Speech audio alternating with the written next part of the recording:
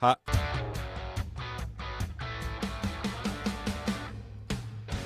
It's 5:05 and welcome into a Tuesday edition of the Carolina Journal News Hour on News Talk 1110 and 99.3 WBT. I'm Nick Craig, also streaming live this morning on the Carolina Journal YouTube channel. We continued this morning with an update on a story that we have been tracking since last week. All of the controversy surrounding Lieutenant Governor Mark Robinson. Yesterday, the Lieutenant Governor said that he and his team, which we'll note is much shorter now than it was in the past after a mass resignation from the Lieutenant Governor's campaign staff, said that he is in the process of potentially taking legal action against CNN for their, what he calls, quote, salacious lies, alleging that he made racist and sexually explicit comments on a message board back sometime between 2009 and 2012. With that, the governor, the lieutenant governor, that is rather, is continuing in the race. And well, yesterday, more fallout and more comments. J.D. Vance was on the campaign trail in Charlotte yesterday. And when he went to reporters and took questions from them, well, the first one was, what do you think about the drama surrounding Mark Robinson? This is what J.D. Vance had to say. Here's my view on the lieutenant governor. First of all, what he said or didn't say is ultimately between him and the people of North Carolina. The people of North Carolina are going to make that decision. Now, look, I've seen some of the statements. I haven't seen them all. Some of them are pretty gross. To put it mildly, Mark Robinson says that those statements are false, that he didn't actually speak them. So I think it's up to Mark Robinson to make his case to the people of North Carolina that those weren't his statements, and I'm going to let him make that case. And you obviously can hear the raucous crowd in the background as he says it's the lieutenant governor that has to claim to the people and make the point to the people that those are not his words. That's J.D. Vance in Charlotte yesterday. The nationally, the Republican Governors Association, or the RGA, acknowledged that after its current media buy in the state to prop up Lieutenant Governor Mark Robinson in his race against Democrat Attorney General Josh Stein, when that media buy expires today, quote, we don't comment on internal strategy or investment decisions, but we can confirm what's public. Our current media buy in North Carolina expires tomorrow, and there are no further placements that have been made, meaning that there is no additional money from the RGA that's going to be spent, at least as of right now, in the governor's race here. However, the Republican Governors Association says they remain committed to electing Republican governors all across the country. That coming from the RGA Communications Director yesterday. We've got more comments from some other state governors. We'll have those details coming up here in just a few minutes.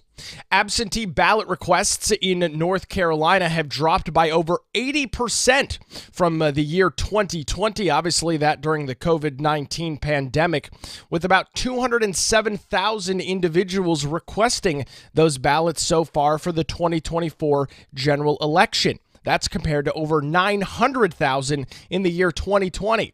And while Democrats still lead mail-in voting requests, their dominance, well, it's shrinking, with Republicans and unaffiliated voters increasing their share. Notably, requests for young women and young men are trending upwards. For young women, those numbers have doubled. Absentee ballots will start being mailed out today, and if you requested one of those, well, there's a high likelihood that that will be arriving in your mailbox sometime later this week. It's now 5:08 on the Carolina Journal News Hour. Tracking a story this morning, continuing to follow the presidential race across the state.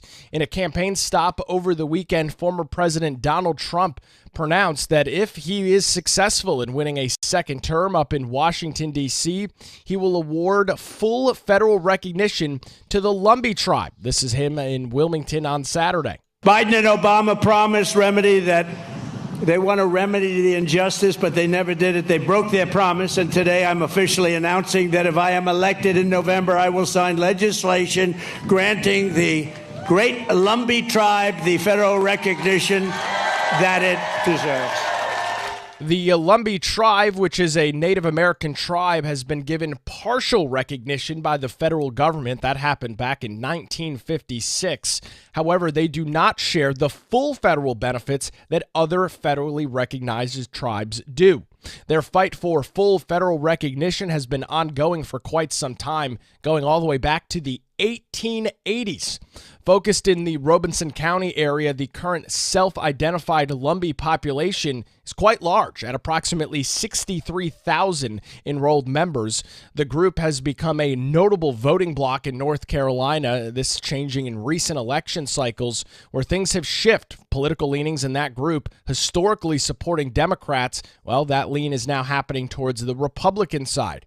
In January of 2022, the Republican National Committee opened the first of several community outreach centers in Pembroke, and the goal of that to target Native American outreach. At the time, then NCGOP chairman and the current RNC chairman, Michael Whatley, said at the opening ceremony back in 2022, quote, "When we talked about where in North Carolina do you want to start a strategic office, where do you want to start with a community office, Robeson County was a very natural fit, and it was the first place that we thought.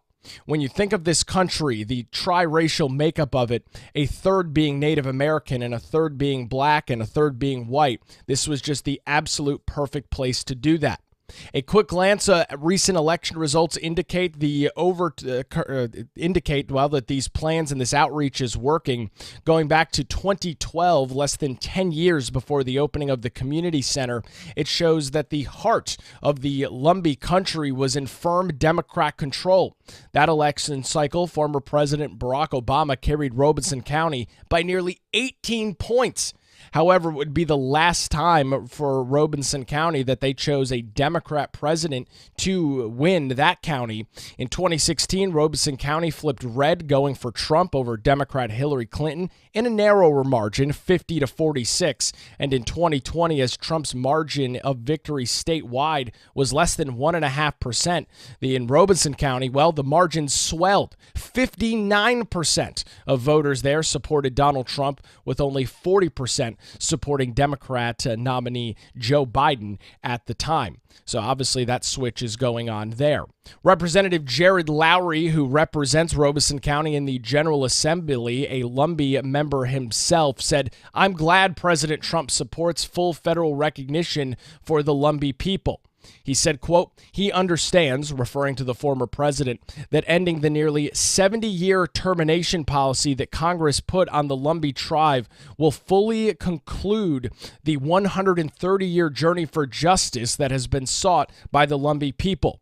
Full federal recognition is about fairness and increased economic opportunities that will be a huge economic impact for southeastern North Carolina.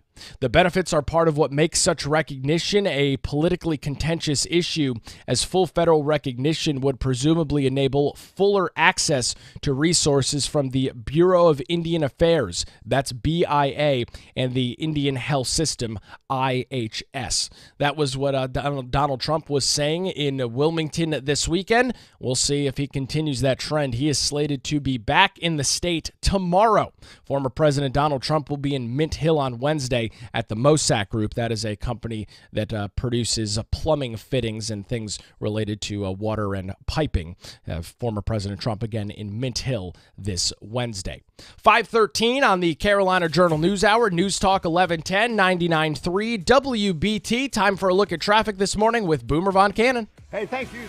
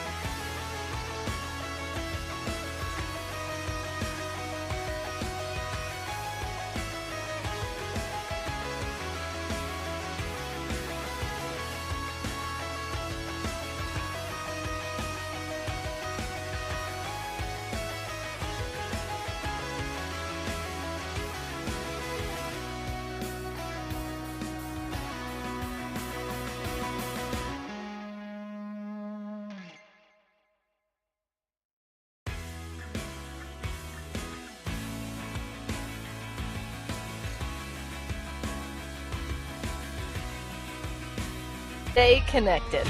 The Brett Winterble Show. This afternoon at 3. News Talk 1110 and 99.3. WBT. It's 5:20. Welcome back to the Carolina Journal News Hour on News Talk 1110 and 99.3 WBT. Continuing to track fallout against Lieutenant Governor Mark Robinson. Yesterday, the Lieutenant Governor said that he and his campaign are currently in the process of looking at taking potential legal action against CNN for what he calls a, quote, salacious lies, alleging that he made racist and sexually explicit comments on a message board back in the early 2000s. We already mentioned earlier this morning that the Republican Governors Association announced when their media spend here in the state, the RGA is focused on, of course, winning governorships across the country for Republicans. Once their media buy expires today, they will not be renewing another one here in the state of North Carolina. Tennessee Governor Bill Lee, who leads the Republican Governors Association, is withdrawing his support for Lieutenant Governor Mark Robinson. A spokesperson for Lee yesterday said, quote, Governor Lee is no longer supporting Lieutenant Governor Mark Robinson's gubernatorial bid. That was in an email yesterday. And down in Georgia Governor Brian Kemp has withdrawn his support. A spokesperson for Kemp's office said, quote, the governor attended a fundraiser as the vice chair of the Republican Governors Association in August and will not be offering further support to the Robinson campaign. That's a senior Kemp deputy individual saying that. Here in North Carolina, GOP state treasurer candidate Brad Briner said, quote, I agree with our United States senators. If Mark Robinson cannot put these allegations to rest in the coming days, he should step aside from for a candidate that can turn the focus of the campaign back to the issues like inflation, healthcare costs, and taxes that voters tell me they're concerned about. Now, of course, we'll note that the deadline for Mark Robinson to drop out of the race, if he was going to do so, was last week. He chose not to do that, and as of right now, there is no path for Mark Robinson to drop out of the race and replaced with another candidate. We are still tracking details on that and look forward to having more information tomorrow morning on what exactly the options are, if there are any, in the lieutenant governor race here across North Carolina. Absentee ballot requests for some 207,000 North Carolinians that requested them are hitting mailboxes today. These were set to be out about 2.5 weeks or so ago. However, due to a legal challenge from RFK Jr., the third-party candidate that recently dropped out of the presidential race and threw his support behind former President Donald Trump, that delayed the absentee by mail process. Absentee ballots for overseas individuals, those voting overseas, were sent out on Friday, and for all other North Carolinians and other residents here in the continental United States, those ballots will be hitting the Postal Service today, and obviously if you are local in the state, you will be receiving that in your mailbox in the next couple of days. So keep an eye out for that if you were some 207,000 individuals that requested an absentee ballot here across the state of North Carolina. 5:23, you're listening to the Carolina Journal News Hour, and are tracking a story this morning over at carolinajournal.com. The Cardiac Pack, the group of NC State University basketball players that won the national championship back in 1983, well, they are just suing the NCAA, and were suing a couple of television networks for, well, airing games and making money. Members of the North Carolina State University national championship team have dropped multiple television networks from their lawsuit against the NCAA. The former players had targeted TV networks that air NCAA tournament games in an August court filing. The players filed a voluntary dismissal late last week against CBS Broadcasting, CBS Sports, TNT Sports, and Turner Sports Interactive. The court filing did not explain their decision to drop the four different TV networks. The suit, however, accuses the NCAA of profiting off of the name, image, and likeness, or NIL, of the cardiac pack for more than 4 decades. The original complaint also named the Collegiate Licensing Company, the CLC, and the players dropped that company as a defendant in June. The group of 12 plaintiffs said in their amended legal filing, quote, "The NCAA and its members, affiliates, and named and unnamed co-conspirators have illegally agreed to exploit student athletes by using the NCAA's monopoly power to force student athletes to give up their legal rights of publicity and control of their name, image, and likeness, asserting to perpetual licenses of student athletes and NIL rights, as well as appropriations for those rights for decades, long after the athletes have completed their college careers, according to the filing. It goes on to say the NCAA exploits its considerable resources through a network of co-conspirators, including CBS, TNT Sports, and other licensees, affiliates, and participants in the NCAA's various programs and merchandising deals. Those outlets produce significant income, and the NCAA brings in roughly $1 billion each year. The bulk of that from March Madness, the Division I men and women's basketball championship. Media contracts for March Madness held by CBS Sports and TNT Sports through at least the year 2032 are worth nearly $20 billion. And as just mentioned, the TV networks, the likes of CBS, TNT, and TBS, have been dropped from this lawsuit as of late last week.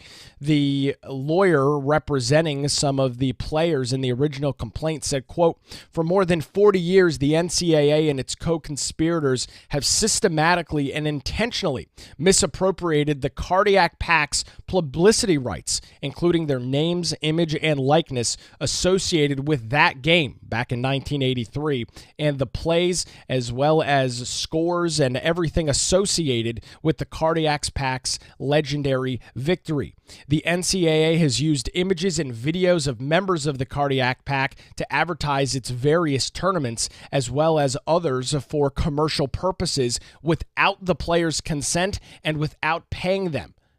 The lawsuit points to a 2021 U.S. Supreme Court ruling in NCAA versus Alston that the Athletic Association enjoys a monopoly or buyer-side monopoly power in the market for student athletic services. NIL, you've probably heard a lot about it, name, image, and likeness, has been a very interesting story to follow over the last couple of years, and this lawsuit does continue in Raleigh. State Business Court Judge Mark Davis is overseeing the lawsuit. There is not any indication on a timeline for this legal challenge. However, it does continue, and our story this morning is that while the NCAA is still named in the suit, some major television networks, the likes of CBS, TNT, and TBS, have been dropped in a voluntary dismissal late last week. We'll continue to follow this, plus other NIL stories that are brewing across the state over at CarolinaJournal.com. It's 5:28 on the Carolina Journal News Hour, News Talk 1110 and 99.3 WBT. Seems like a nice morning out on the road so far. Let's get the latest with Boomer Von Canon. Thank you, Nick.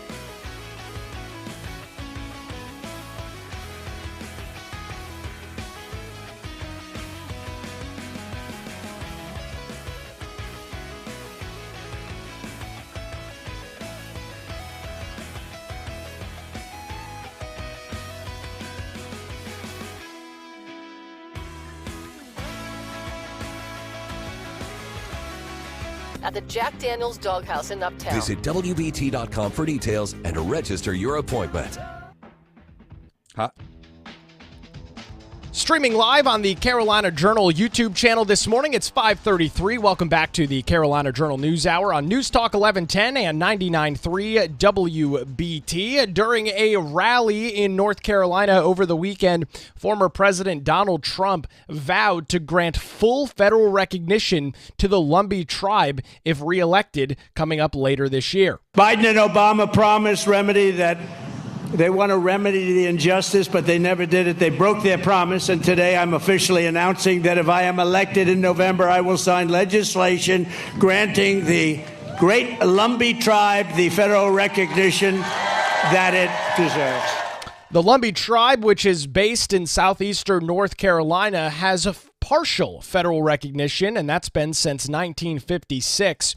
However, full recognition would enable the tribe to access crucial federal benefits, including healthcare, education, and housing assistance. The tribe in the past has also expressed interest in establishing a casino that would also be under those full federal recognitions. The promise is seen as an appeal to a key voting bloc with the Lumby tribe, which in recent years have shifted their political support from Democrat to Republican. And former President Donald Trump is obviously keeping North Carolina front and center. He is expected to be in the Charlotte area coming up tomorrow. He'll be in Mint Hill on Wednesday at the MOSAC group. That is an event that is taking place Wednesday afternoon. J.D. Vance in the state yesterday, as you can probably tell by the amounts of visits and coverage of North Carolina, very much in the toss-up category here, at least for the presidential race, and some huge emphasis coming in from those candidates.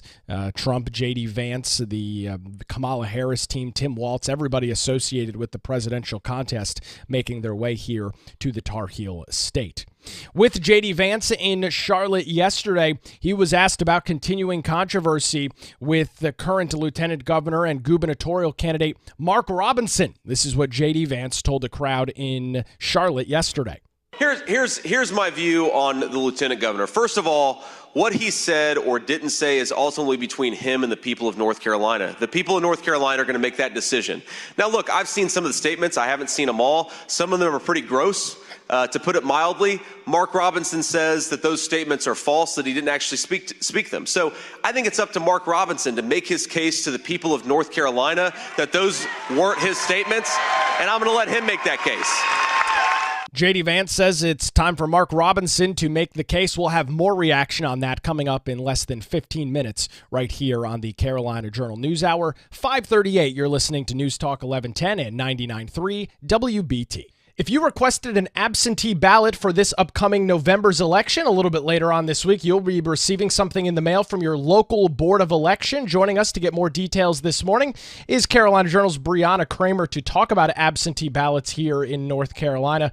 Brianna, the headline, absentee ballots are down, 80% from years past? Yes, they're down 80% compared to 2020, although we know that's not too surprising since COVID was going on at that time and everybody was encouraged to stay at home.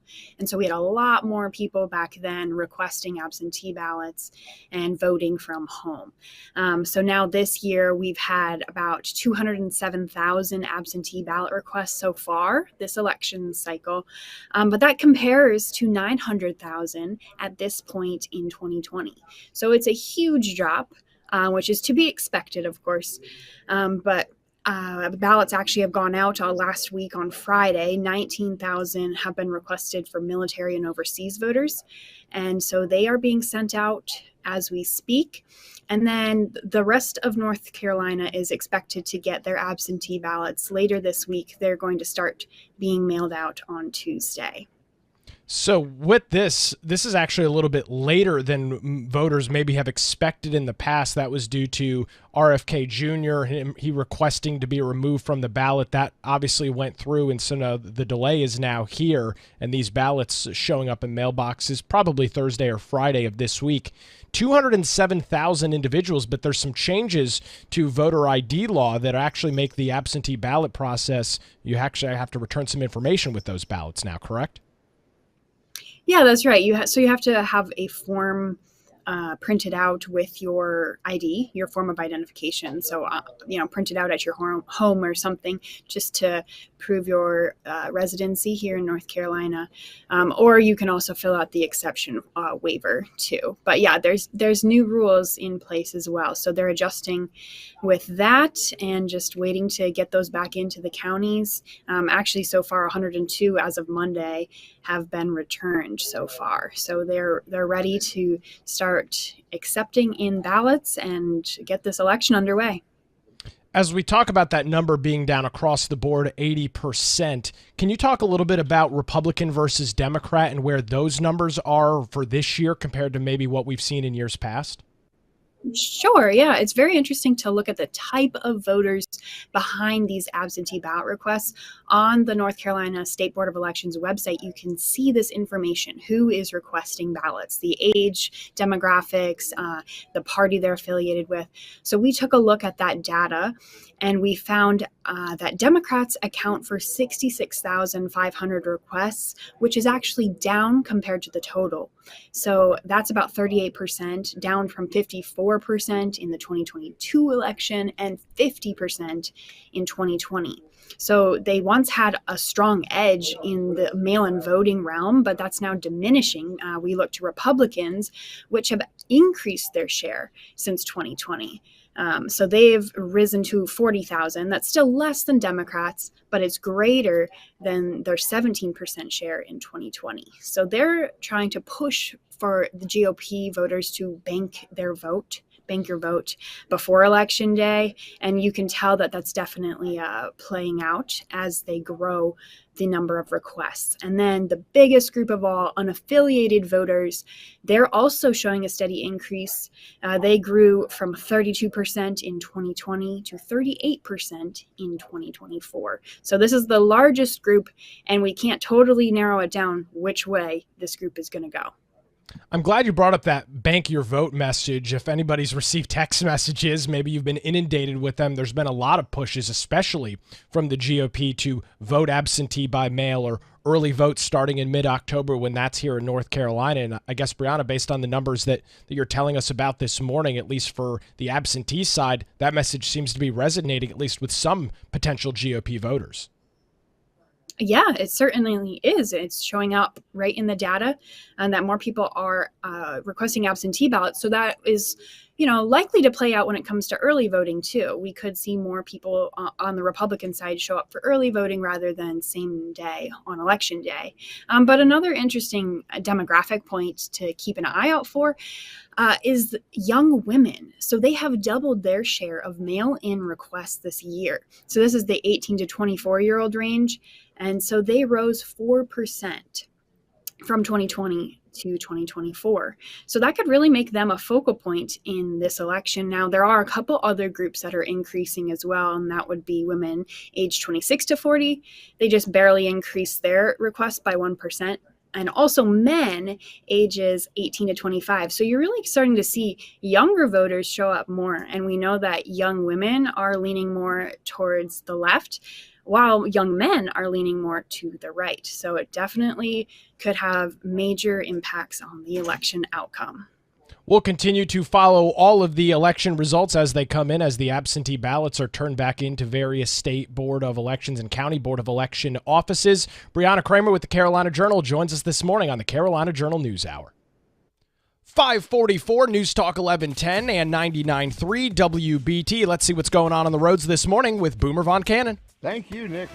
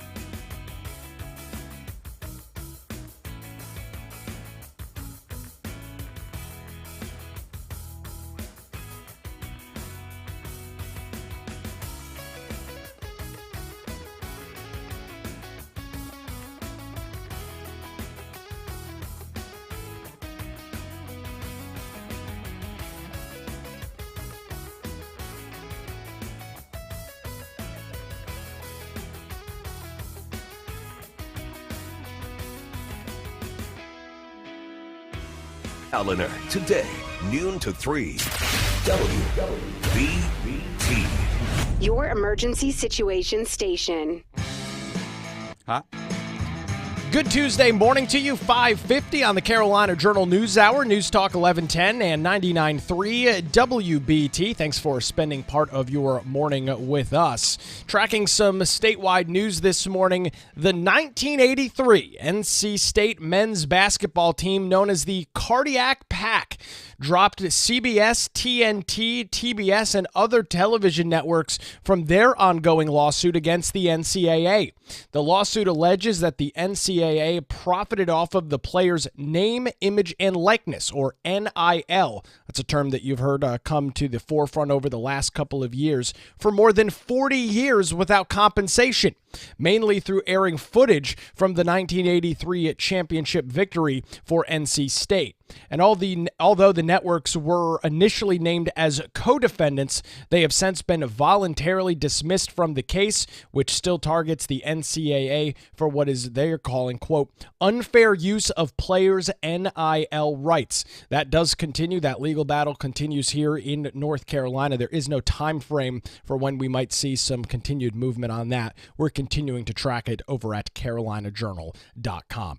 If you are one of the 207,000 individuals across North Carolina that requested an absentee ballot ahead of the November election, well, you'll likely see that in your mailbox a little bit later on this week.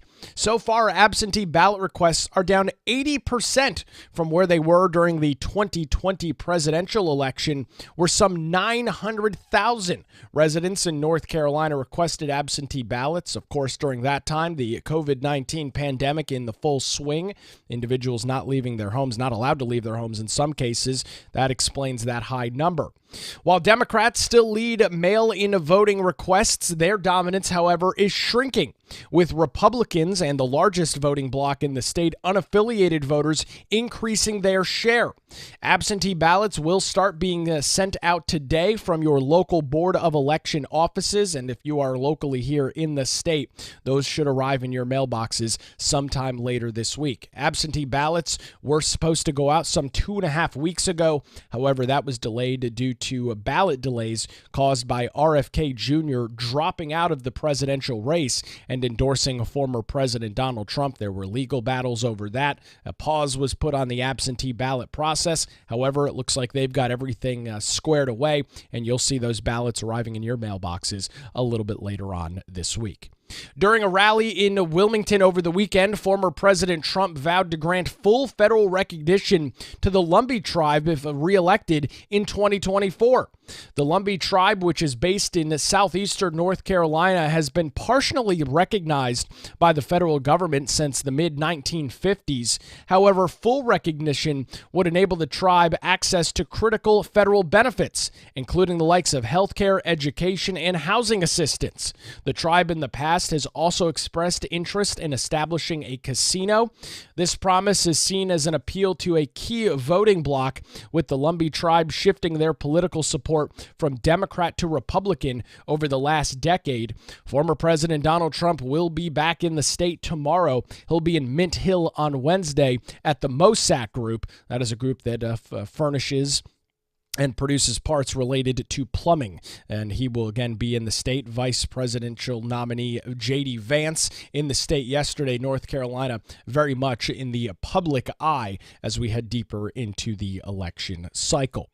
It's now 5:54 on the Carolina Journal News Hour, and we continue to track the biggest story in North Carolina politics, and it's been the biggest story since the middle part of last week. Continued fallout against a CNN story that was published against Republican Lieutenant Governor and gubernatorial candidate Mark Robinson. In a CNN expose last week, they claimed that the lieutenant governor used a porn website to post sexually graphic and racist comments. Those claims have been denied by Mark Robinson. And yesterday, Robinson told a group that he and his campaign are in the process of taking legal action against CNN for what he claims is, quote, salacious lies, alleging he made those comments online. No legal challenge has been filed as of yet. However, the lieutenant governor notes that they are in the process of investigating how exactly that would go down. There has been more fallout as he continues to deny those claims. National Republican groups are supposedly pulling their financial support in the race. In a statement on Monday, the Republican Governors Association, or the RGA, acknowledged that after its current media buy expires today, quote, "We don't comment on internal strategy or investment decisions, but we can confirm what's public.